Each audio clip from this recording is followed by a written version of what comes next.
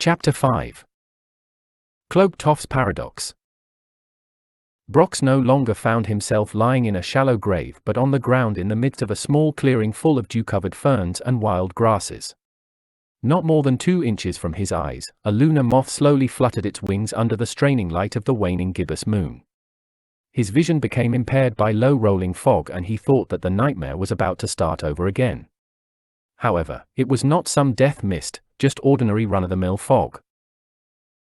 In the distance, he could hear the rattling, jerking sounds of an approaching horse-drawn wagon. Brox, thankful as he could be to be alive and out of the dreadful graveyard, had a new set of concerns. What would the driver of the wagon think when he saw a prone, paralyzed gnome? Would the driver even see him lying motionless? Would he be stepped on by a horse or crushed under a wagon wheel? Would he? He stopped turning over awful scenarios when he heard the wagon pull to a stop. There sounded a soft click as the wagon's brake shifted into position. This was followed by heavy boots hitting the ground as the driver proceeded to make his way over to Brox. The gnome wanted to sit up, but he simply could not move. A gnome. The driver's voice had a noticeable ring of surprise. Now, what would a gnome be doing so far from his burrow, sleeping in the middle of nowhere? He paused. Or are you dead? He spoke with trepidation in his voice. The paralysis suddenly ceased to exist. Making a quick recovery, Brox spoke. No, I am not dead.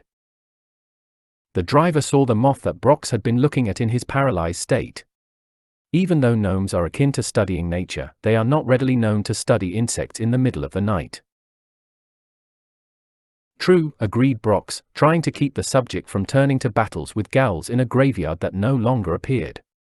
But this is a lunar moth, known for its green splendor under the weak moonlight. The man folded his arms. So what do you plan to do after you look at it? Smash it with a sledgehammer? Brox had forgotten the sledgehammer in his hands. Of all of the things that had been pulled back through the far gate, the sledgehammer had not been one of them. No, Brox managed to say. He pushed himself up, feeling a bit weak, not from the gal's paralysis, but from the lethargy produced by swinging the sledgehammer repeatedly. The driver pulled a lantern down from his wagon. Perhaps I can be of some assistance to you. I am traveling to Marsh Cane. That's where I live. There are a couple of inns there. Trying not to sound sarcastic, he added, perhaps you will find it more to your liking to sleep in a room with a bed rather than out here on the cold ground. Brox thanked the man for the offer of the free ride and joined him on the mile-long trip to Marsh Cane. The gnome, after his harrowing ordeal in the cemetery, especially, being buried alive, did not feel like talking on their trip. The driver, however, wanted to talk about everything, weather, wheat prices, chopping wood, a circus he attended over 20 years ago, and each whim that came to him.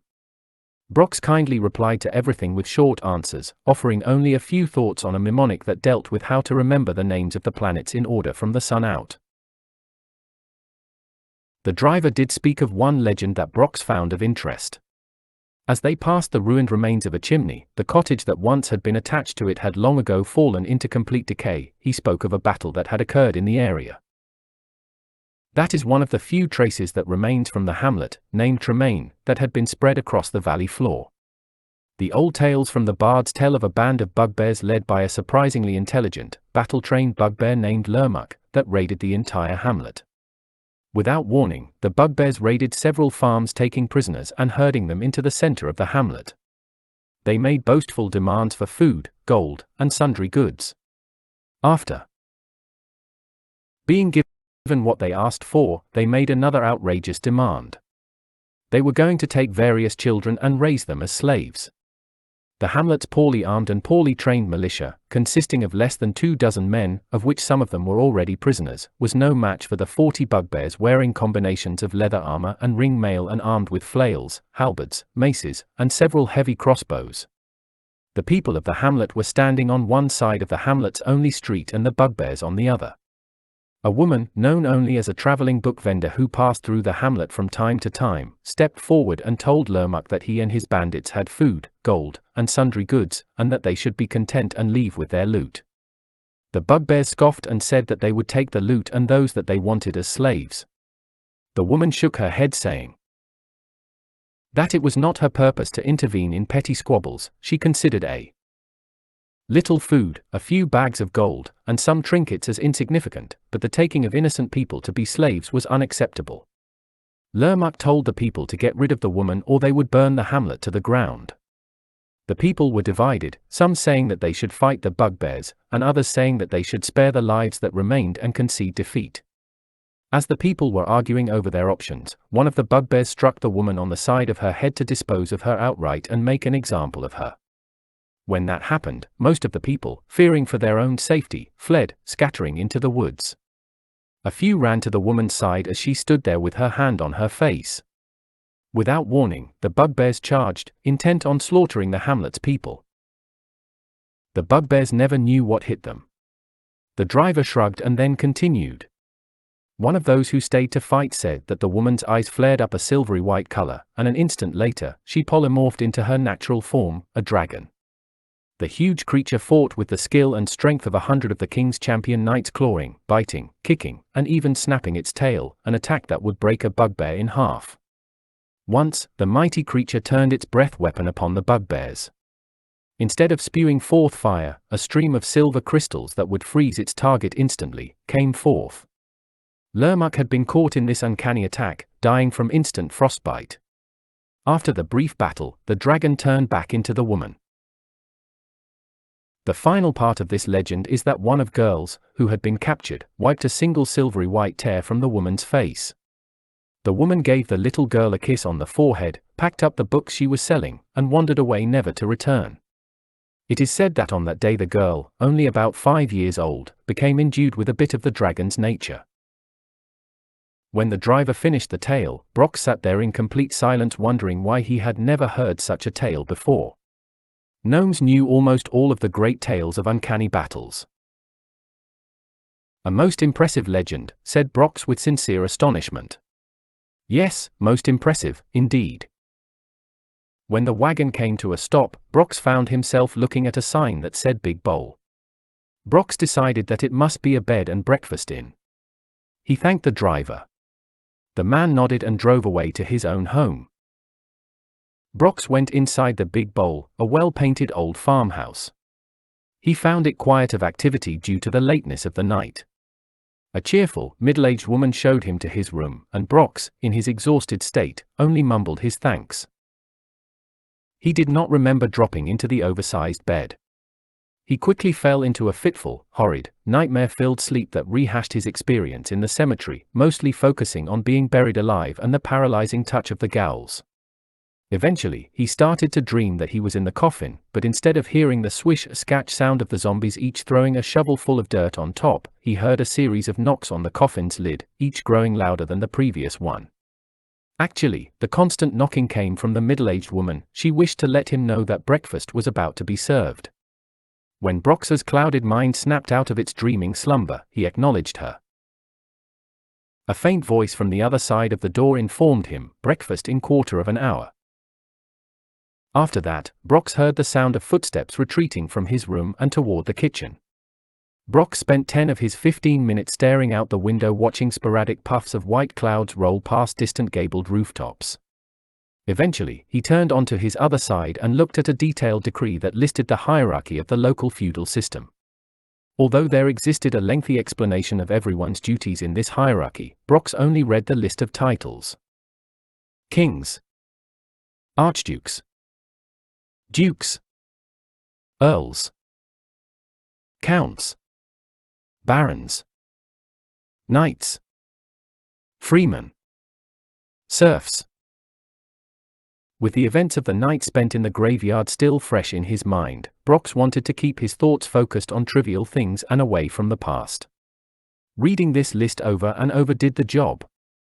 Waiting until the last moment before breakfast, he sat up, cracked his knuckles, let his feet hit the floor, and began to mechanically walk downstairs to the Big Bowl's dining hall. The bed and breakfast had its name, Big Bowl, for a good reason. A syrupy porridge made with ground walnuts, bran oats, and honey had been poured full in a bowl 3 handspans in diameter and a full handspan high. In fact, the height proved so high that Brox had to kneel on his chair to eat. Brox exchanged polite greetings with all the owners, a retired ranger still of enormous build despite his age, a married couple, and their 3 children. Since he found no Bunny, Brox asked for some butter, honey, and a mortar and pestle. He quickly received the butter and honey. The owners did not have a mortar and pestle, but they did give the gnome a pot and a meat tenderizer that looked like a spiked hammer. After mixing the butter and honey together, he spoke a gnomish enchantment. Stheno's sister's secret. Said in stichometry and stickomythia. Steamed, stewed, stirred, and shaken. Sell for a showcase of shinplaster in Shangri-La. The owners and various guests showed such delight in the Bunny that Brox made a substantial amount more for all of them to have for the days to come. After breakfast, the children asked Brox to play some games with them because, although a grown man, he appeared only as tall as a child. They tried to get him to play skip around the elven ring, face spider mess, and my magic mushroom. Brox almost consented to playing my magic mushroom, since it had been a favorite of his when he had been a youth. However, he decided to perform a few simple magic tricks such as down the steps, an acoustic trick that made it sound like someone upstairs had just slammed a door, ran down the steps, and dashed out the front door, slamming it, too. He, also, poured water out of a pitcher and into a glass. When the glass was full, he made the water run back up into the pitcher. The trick, actually an illusion formed from a variation of the two-plex spell, proved so popular that they begged him to do it several more times, including once for all of the adults. "I see that you have a haven for swans out there," said Brox as he prepared to leave. Both owners spoke glowingly about their appreciation of the graceful creatures, telling how they had been raising them since the year they got married. "We've got 24 adult swans," said the lady. "One for each year of our marriage," added her husband. "Could be a fiasco at our diamond anniversary." He and his wife chuckled at that. Brox pulled out a small jar that was filled with a silvery sand. "That is silver fowl food, a type of stabilizer. You mix it in with your bird feed and give it to your swans. Within a few weeks, all of the swans' white feathers will turn silver. The color lasts for about a season." He smiled. "Think of it as a silver anniversary gift a bit in advance." He picked up the sledgehammer.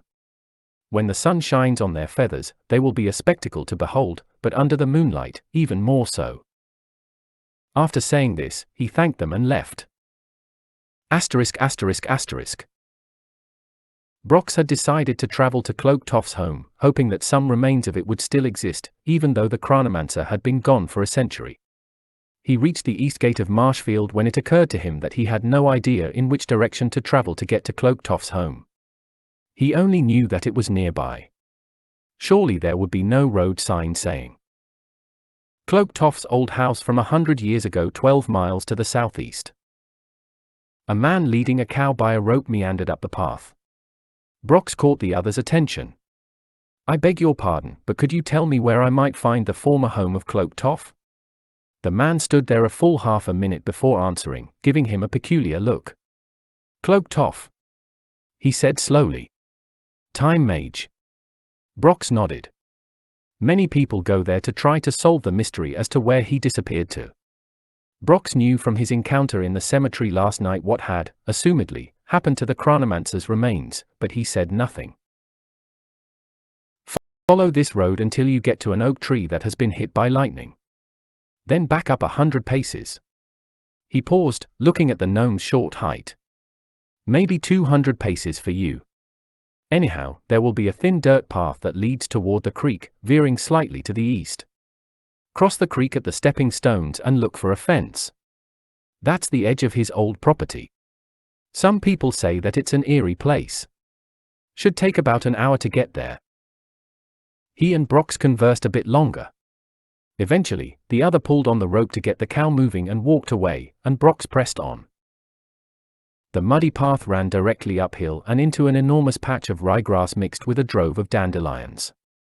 From there it twisted through several banks of moss-covered, black granite for about a mile before becoming a scrawny gully about a foot wide that passed under a canopy of scratchy hedge plants that stood a good 9 or 10 feet tall. Suddenly, the path just stopped, turning into a large clearing that appeared as smooth as a table. He could see a spiky, snarled, sand-colored grass that stood upright despite the blowing of the wind. Brox almost concluded that he had strayed or that the man with the cow had been wrong. However, he spotted the lightning-struck oak tree. As he walked toward it, he could tell that the oak tree once stood twice the height of his observatory. The lightning strike had split it into 3 parts. This 3-way split reminded Brox of how the fruits of certain plants split into 3 parts when pressed on from the top down. The bark on the tree had all fallen off, leaving the sapwood and heartwood to rot and become the home of countless beetles. For a moment, Brox examined the black streaks of the charred area where the lightning had originally hit. Thereafter, he moved back the 100 or 200 paces. He located the thin dirt path with ease, and after walking no more than a minute on it, he found himself at the edge of the creek with the stepping stones in front of him. The stones were spaced a good 4 feet apart, making the gnome wish that he stood as tall as a 2 tall. Leaping, Brox crossed, going from one mossy-covered stone to another, a total of 6 times until he reached the sandy bank on the far side. He made his way up the embankment and peered around. Despite what the man with the cow had said, the woods certainly did not seem eerie, particularly in the bright rays of the morning sunlight. He saw a variety of high noon flowers mixed in with clusters of wild grasses, blue billows, and ferns that ranged in color from greenish yellow to green to a vague dark green that appeared just a shade less than sable in color. Oak and birch trees twisted together to form a thick canopy which cast a series of shadows on Cloque Toff's fence. This fence could barely be seen since it was covered with thick, closely knit ivy. As he approached the fence, he noticed that it consisted of a series of metal bars, anchored every 10 feet by a stone pillar. If the bars had been fashioned into an ornate design, then it could not be noted due to the ivy. Brox followed the fence for several hundred feet, looking for a gate by which to enter, but he never found one. He thought of climbing over the top, but he guessed that the fence would probably have some type of stunning spell cast upon it, or worse, a spell that caused the ivy to entangle the trespasser until wolves or the like could come and eat him. Eventually, the fence made a sharp, 90-degree turn, and Brox continued along it until he reached the front gate. The gate, basically speaking, did not appear overly remarkable, consisting of stained pine wood bound by leather straps and resting on iron hinges. However, Brox could immediately tell from the gate that someone, or something, had been doing a fair job of upkeep, since stains on outdoor wood had to be redone every few years. Moreover, he noticed that the leather straps were worn but not cracked from drying out in the sun. It was normal to place oils on such leather during the spring before the drying effect of the summer's sun took hold. He touched the leather, and finding it soft, he could tell that it had been oiled within the past month. He saw a simple latch that could be lifted from the inside as well as from the outside, indicating that the gate was more for looks than for defense. Rising above the gate, he saw a carved arch that said, Cloque Toff, Chronomancer of illustrious legend. A little wooden sign with brass letters hung below the arch and said, Please knock and wait on bench. Brox looked around for a bench. He did not find one, but he did find a flat marble stone that had scratch marks indicating that a bench once sat thereon. Brox shifted his backpack a bit and knocked solidly on the gate. Despite the missing bench, he went over to the marble block and sat on it. Idly, he examined the sepals on a flower that he had never seen before, bending the stem in the process. He felt no surprise when no one came to the gate to admit him. He did feel some surprise when he looked back at the gate and found that there now existed a polished brass knocker that had not been there before. Something told him that the Chronomancer's magic was still at work. He went over to the gate and knocked again, this time using the brass knocker. Although no one came to greet him, the gate opened of its own accord. When he walked in, the gate closed behind him, and he felt something scuttling out of place. He could not put his finger on it, but he could tell that something had changed. He had walked in the shadows of the trees to get here, but the shadows of these trees felt longer, as though the sun would soon set, even though he knew that it was not even noon. Moreover, the shadows had a distinct, wet, weighty feeling as though he needed to swim through them. He glanced back at the gate he had come through and found the same pine boards and leather straps, all worn, but in good condition. To his shock, when he turned back around to walk along the gravel pathway, he now found the exact same gate in front of him. What? He looked behind him, finding just trees and an open field, but no gate or fence. Shaking his head, he went up to the new gate and read the carved arch. It said, Cloque Toff, Chronomancer of illustrious legend. Like before, a little wooden sign with brass letters hung below the arch and said, Please knock and wait on bench. Looking where the marble stone should be, he found that it now had a stone bench with legs carved in the shape of hourglasses. Brox had guessed that all of this was some kind of trick or work of magic. Both of those he could handle. But something caught his eye. The unidentified flower that he had seen before was still there, and it remained bent from Brox's examination of the sepals. Brox seemed unsure of the situation. Not knowing what else to do, he knocked on the gate and sat down on the bench to wait. A moment later the gate opened, not of its own accord but by a brownie. Gnomes are short and shortlings are even shorter.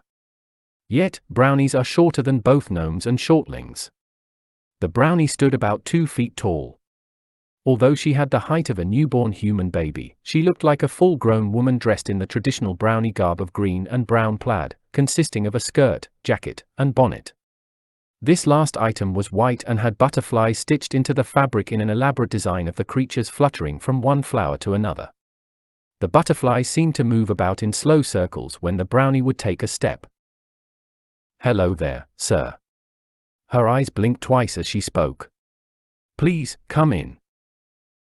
She pulled the gate open wide enough to allow Brox to enter. Let me take your backpack and your... She blinked long and hard in a bit of confusion before adding, sledgehammer, if I can carry it. Brox smiled warmly and handed her the backpack. Thank you for your hospitality. Perhaps I should carry the sledgehammer. She took the backpack and strapped it on, leaning slightly forward as its weight proved a bit substantial for her small frame. My name is Tralinda of the Broomsticks clan. Brownies are notoriously known for 3 things: close families, plaid clothes, and attaching themselves to a household. This latter trait, a century ago, had brought the Broomsticks clan to Cloque Toff's residence. Cloque Toff made it a habit to provide the brownies in his area with fresh milk.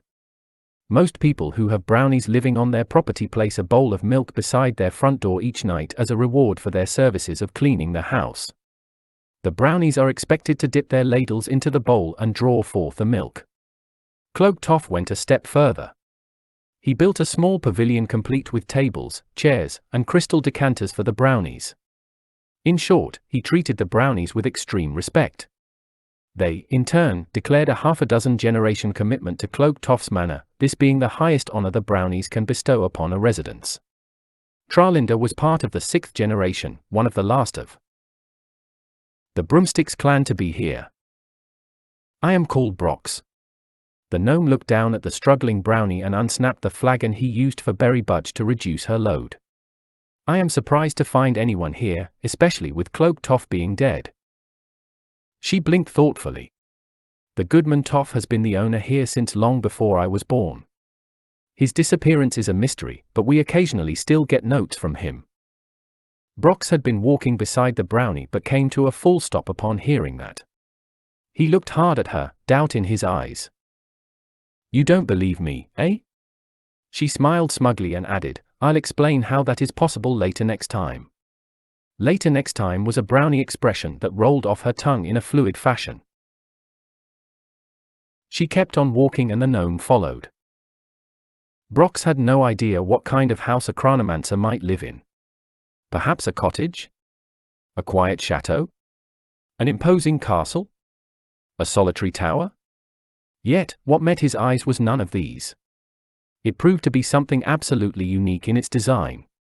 The grounds surrounding the manor looked normal enough, a pond with strands of green algae, manicured plants, benches, and even an old-fashioned wishing well, complete with bucket, rope, crank, spindle, and roof. But the house was not normal, consisting of a conglomeration of domes, A-frames, porches, balconies, pinnacles, and pillars. However, all of that was overshadowed by the central piece. Very plain in design, it vaguely possessed the stacked appearance of a ziggurat. It looked like a series of dark, tall, rectangular blocks filled with evenly spaced windows. Shadowy brass and Spike trimmings lined every window frame. This would have been an odd sight in and of itself, but its height wrought its true wonder. It rose at least thrice the height of the Aril Winter Peak Tower. On top of this work of marvelous engineering, there rested 2 flag poles but no flags. Brox mentioned this strange wonder to Tralinda. She shrugged, thinking it to be commonplace because she grew up within its immense walls. He mentioned that he did not know that a building could be constructed over 4 or 5 floors high, since the strength of wood could not long endure such stress. When she told him that it was fashioned out of stone and steel, Brox could only shake his head in silent wonder. They entered Cloque Toff's manor through an iron door that led into a great hall with an elevated dome. 4 stone statues, as tall as the giant he had encountered in the clouds, of knights in armor stood along the sides of the wall, their lifeless eyes peering straight ahead. They walked between massive columns of dark grey marble that twisted upwards to support the gold dome at the top. Below the gold dome, the rotunda held a mechanical device, the likes of which Brox had never seen before. Gears, similar to watch gears, only several feet in diameter, were stacked and rotated at perpendicular angles. 4 granite beams, containing a mesh-like set of crisscross prison bars of brass, rose up along the side of this contraption, surrounding a spherical cage. "What is that?" "A time shifter." She kept on walking past it as though it were nothing more than a big boulder. There radiated a glow like St. Elmo's fire surrounding the cage, only it appeared greenish-white in nature. "What is the purpose of the glow? Does it make it do something?" "How it works, I cannot say. All I know is that the glow has something to do with the energy charge." The inquisitive nature of the gnome wanted to stop everything in life and spend a decade discovering the secrets of the colossal machine. Its wonder exuded incalculable magnitude to the gnome. To the brownie, the apparatus was just a common sight of no importance. She twisted down a few hallways and came to a door. There appeared no way for her to reach the door handle, and Brox started to open it. But she was a brownie, and such creatures had command of domestic magic. She simply snapped her fingers and it opened. "You will find in here," she said, pointing into the room, "a chair, footstool, table, candelabra, box of candles, flint, chest of drawers, cabinets, warming pot, soap, basin, towels, bed, several blankets, 2 pillows, dried fruits, whole grains, a loaf of warm bread, jams, jellies, seasonings, and flatware. No cups, because you brought your own flagon. Please, deposit your possessions and follow me." She blinked. "Unless you feel the need to rest." Brox found himself too excited to rest. When he had been a child, he had read a story about a street urchin who had found her way into a magic castle and had been too excited to sleep, so she spent long hours exploring it. Cloque Toff's home proved a unique magic castle in and of itself. The gnome wished to see if there existed more wonders like the contraption in the rotunda. "I would like to continue to see what you have to show me."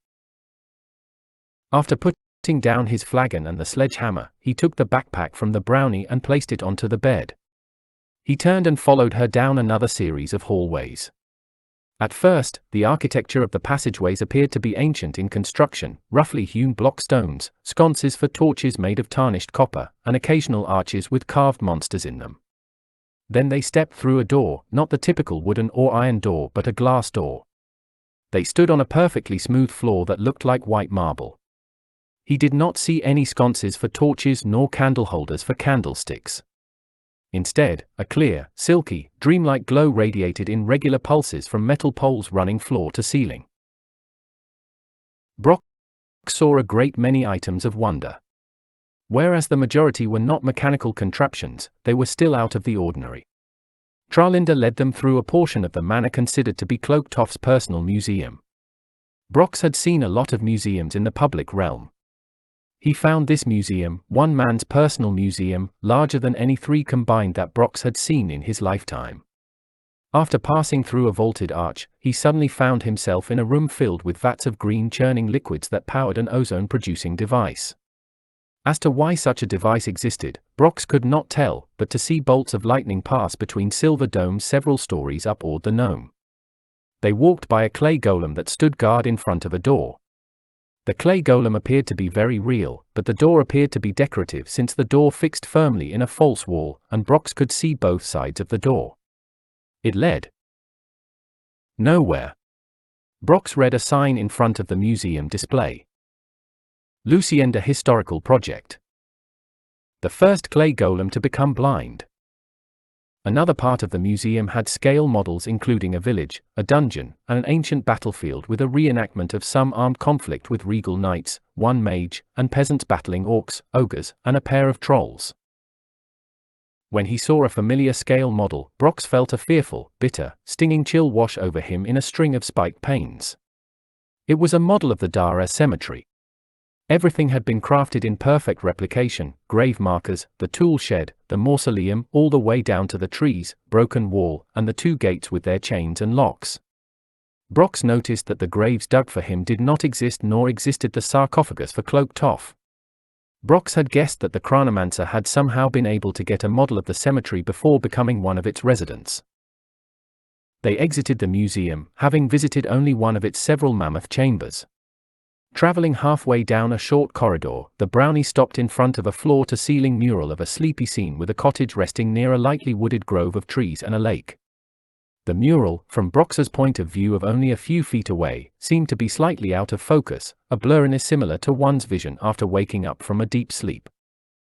"The painting once was in sharp detail," said Tralinda, seeming to read Brox's mind. "It became out of focus when the spell was cast on it. If you look at it from about 15 feet away, it looks fine." Brox started to ask her which spell, but she said the command that activated the spell on the painting. Via Visduru. She had activated a real-life door spell and stepped into the painting. Brox could now see a slightly out-of-focus brownie walking across the meadow toward the cottage. She looked smaller and smaller as she moved away from Brox. The gnome shrugged and stepped into the painting. Immediately, everything came into clear focus, although he thought that he could see some of the brush strokes on the blades of grass. He looked to his left and to his right, expecting to see a distant horizon such as mountain peaks, clouds, or just trees. Instead, he saw a solid wood fence. After a moment of contemplation, he realized that it was not a fence, but the frame of the mural. When he saw the brownie waiting for him at the door of the cottage, Brox quickened his pace with long strides. Inside the cottage you will find a roll-top desk. Open it up and write a message to Cloque Toff. Close it and go boil a pot of water on the wood stove. When the water starts to bubble, remove the pot and open the roll-top desk, and you will find a reply from him." She turned to leave but then added, "Do not watch the pot while it is heating up or else it won't boil. You know, a watched pot never boils. Also, use fresh water from the well when you need to boil another pot of water. If you use hot water that has already been boiled, you won't get a reply from Cloque Toff." "May I ask how boiling water allows me to get a reply?" She blinked several times. "It has no effect on the reply. It is simply a way to let you know that enough time has passed for the reply to come back." She turned, skipped across the field, and exited the painting. Brox entered the cottage through the double Dutch door, opening only the bottom half of the door to do so. The cottage consisted of one room with a partition on the left-hand side. He saw another double Dutch door on the back wall and a few closed shutters, but no glass windows. All of the furniture consisted of lightly stained birch wood, the roll-top desk, a table, a bench, a couple of stools, and a rocking chair. He touched the wood stove, a black pot-bellied stove that sat on 4 iron feet, fashioned to look like falcon claws. He walked past the neatly stacked cord of wood, noting a single pot for boiling water that hung via a rusty nail on the wall. Before Brox opened the roll-top desk, he peered behind the partition and found a cot with a hunter green blanket folded up and placed at the foot of the bed. "All right, let's check out this roll-top desk." He went over to the desk, sat down on the chair in front of it, and pulled up the roll top. There he saw a few sheets of blank parchment, a calligraphy pen, and a bottle of black ink with a cork in the top. Brox thought for a moment of what he would say and then grabbed the calligraphy pen, filled it with ink from the bottle, and began to write. "Cloque Toff. I have been to the cemetery that you have as a model in your museum. I am seeking information on the Shaden morgue. Genuinely. Brox. That was all he could think of writing for the moment. Therefore, he replaced the cork into the ink bottle, put down the calligraphy pen, and closed the roll-top desk. Following that, he built a fire, went out back of the cottage to the well, which touched the edge of the mural's frame, fetched a pail of water, and placed it into the pot to boil on the stove. Since he found nothing to do in the cottage, Brox constantly checked the pot to see if the water had started to boil. Whenever he did, the small bubbles that had formed on the bottom of the pot abruptly ceased to exist. Once, he even touched the water with his finger, only to find it lukewarm again. In order to force himself not to watch the pot of water, he exited the cottage and strolled around in the meadow, examining trees, none of which he could identify, because they were just an artist's conception. He even walked over to the mural's edge, touching the border in the process. When he returned, he found the pot boiling freely with hot water flowing down the side like lava, only to evaporate into a hiss when it hit the top of the wood stove. He opened the roll-top desk and found the following neatly scripted. Brox, if you are looking for information on the Shaden Morgue, then it is my hope that you seek to destroy the undead nightmare. To know that you are sincere in your quest, there are 3 words that you will need to tell me. Genuinely, Cloque Toff. Brox looked at the message in confusion. 3 words, what 3 words? He shook his head. Was this some type of brownie practical joke? If it was, he saw no humor in it. I don't know 3 words. What kind of words would a chronomancer seek? Something that dealt with time travel? Something that dealt with. He shook his head when he realized what the other referred to. Oh, yes. Of course. He picked up the calligraphy pen and wrote. Cloque Toff, Doughty. Berek. Graben. How do I know that you are who you say you are? I saw your sarcophagus in the cemetery. Genuinely, Brox. Brox closed the roll-top desk, fetched another pail of water, and waited. This time, however, he did not leave the cottage nor did he look in the pot to try to determine when the water would start boiling. Instead, he sat in the rocking chair and hummed old gnome ballads. When the water started to boil, he removed it from the wood stove and checked the roll-top desk. Brox. Many have come to me seeking information on the Shaden Morgue. You are the first to supply me with Doughty, Berek, and Graben. To prove to you that I am who I say I am may be a bit on the more difficult side. You know the old saying that it is impossible to be in 2 places at the same time. That is true. However, the whole goal of a chronomancer is to be in 2 places at different times, yet, at the same instant. I was both in the future and at the manor, simultaneously, when I was attacked and destroyed by zombies armed with cleavers and skeletons armed with bone clubs. They caught me in my time shifter. When in the time shifter, you are only in a semi-conscious state. Therefore, I was overwhelmed with ease. Yes, I am in the sarcophagus, and no, I am not. Ideist, both at the same time.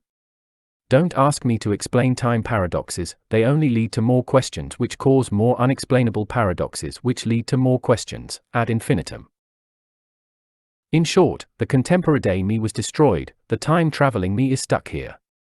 I have yet to find out how to return to the present with the contemporary me dead. According to my calculations and known theoretical parameters, QQV tempo times tables on ages, epochs, and generations, if I return without simulating duality of my vivacity vigor, I would be scattered across a few centuries as phasing debris. Since I can only fill up 1 parchment of paper before having to go through the shut the roll-top desk routine, I need for you to go boil another pot of water. The note stopped there at the end of the parchment. Brox went and did as required, boiling another pot of water. At the appropriate time, he opened the roll-top desk and found a new note. I am afraid that I can only send 3 notes before the magic to do so is drained and needs to be recharged. You can only send 3 notes, too. It will be several days before the magic recharges. Combating any lick is pointless, the creature will reform at the next new moon. The Licker's phylactery must be destroyed in order to permanently annihilate the undead creature.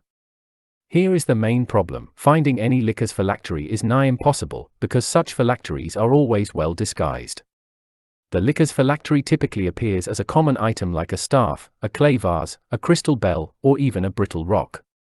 The phylactery will not register as magical, so distinguish magic spells won't help. Whatever this item is, it must be something that can be carried, like a small statue, but not a large one, and easily broken. It will contain a death skull with an archaic smile. Doughty, Berwick, and Graben all exist in the realm of Sedu. You will need to go back in time to the day when the Shaden Morg created the phylactery.